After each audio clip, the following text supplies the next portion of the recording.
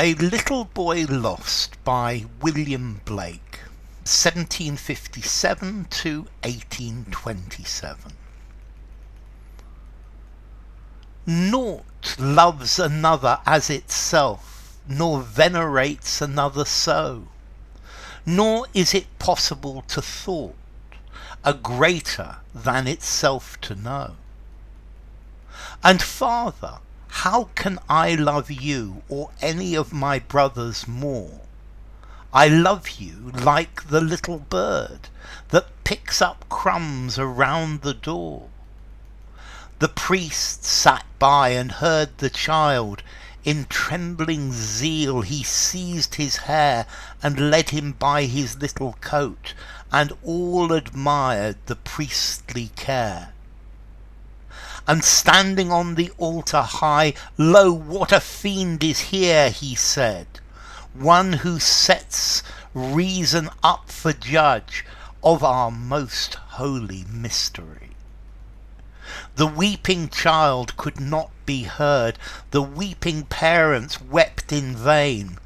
They stripped him to his little shirt and bound him in an iron chain, and burned him in a holy place where many had been burned before. The weeping parents wept in vain. Are such things done on Albion's shore? Okay, this is a poem by William Blake.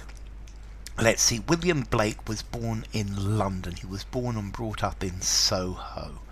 I think he left school at the age of 10, for example.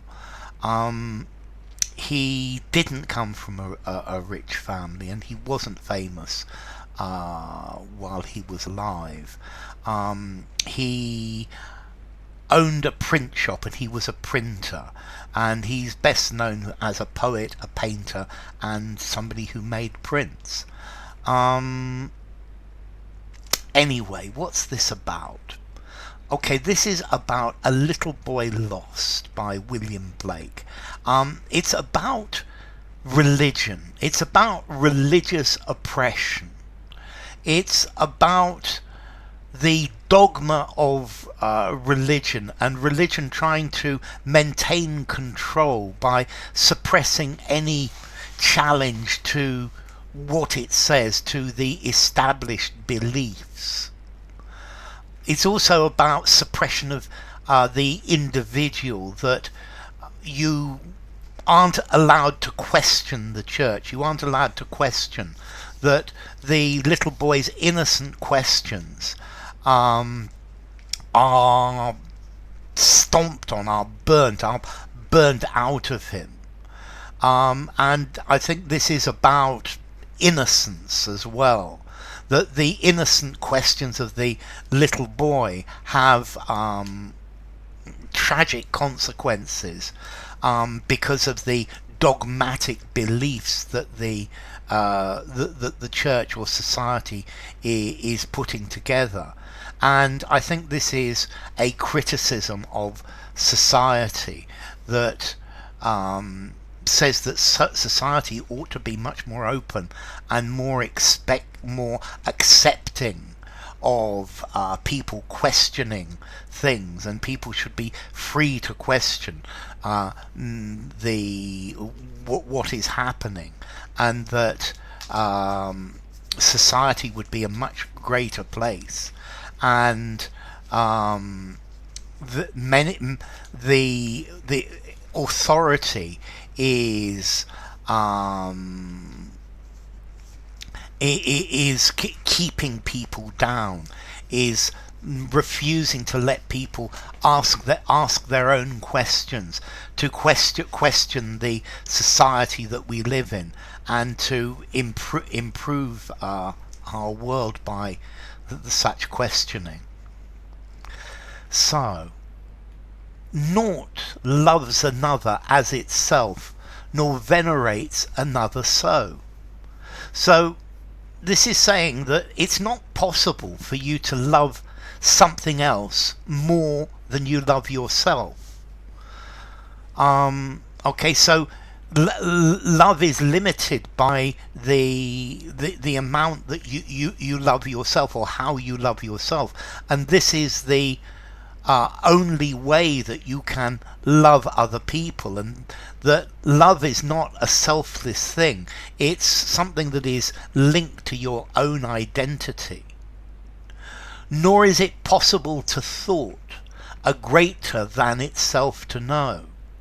And a thought cannot, or thought, notice the capital T, cannot be greater than the process that goes on in our mind. So there are boundaries to comprehension. If we think about something, then the limits to that thought are what we actually think, what we believe. And even if society tells us that this is wrong, or this is this goes further, we are not going to believe something that is further than the thoughts that we make or we have. And Father, how can I love you or any of my brothers more? So it's the child is now talking to God, and he's saying, how can I love you, or how can I love my brothers more than more than myself? I love you like the little bird that picks up crumbs around the door. So this is a metaphor that the love of the little bird is instinctive. The bird loves these crumbs, loves to eat these crumbs, and the love of God, or the love of other people, is something that comes from inside. This is not something that can be imposed by dogma. This is not something that can be imposed from outside, that you shall love people. No, this is something that you feel, or you don't feel. The priest sat by and heard the child. In trembling zeal he seized his hair. So the priest is sitting near, and he hears what this child is saying, and the priest gets really upset, because this is breaking the dogma. This is not what society or the church preaches, and the priest is the authority figure that is spreading the dogma, and the priest believes that this is not according to the way things should be, that love is not something that is free. Love is something that is an obligation. So he seized his hair, he grabbed the child by the hair and led him by his little coat, and all admired the priestly care. And he took the child, and everybody who was watching was impressed by the zeal of the priest. They were impressed that he was doing his job, that he was the authority, and that he was doing the right thing. And society is approving the dogma of the church. And standing on the altar high, lo, what a fiend is here, he said. So I think the priest is by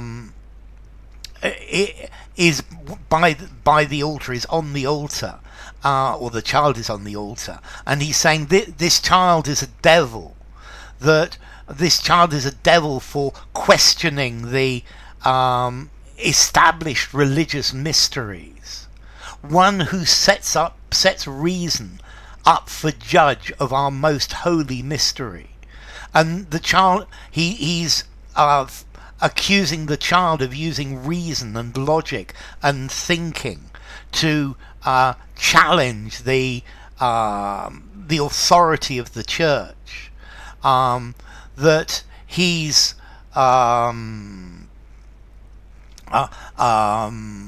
he's saying that the child cannot have these thoughts, that these thoughts are not are not valid. They are not acceptable. Who is this child to think of reason, that the logical way that the child views love, as opposed to the way that the church views it. The weeping child could not be heard. The weeping parents wept in vain. They stripped him to his little shirt and bound him in an iron chain. So the crying of the child is not heard.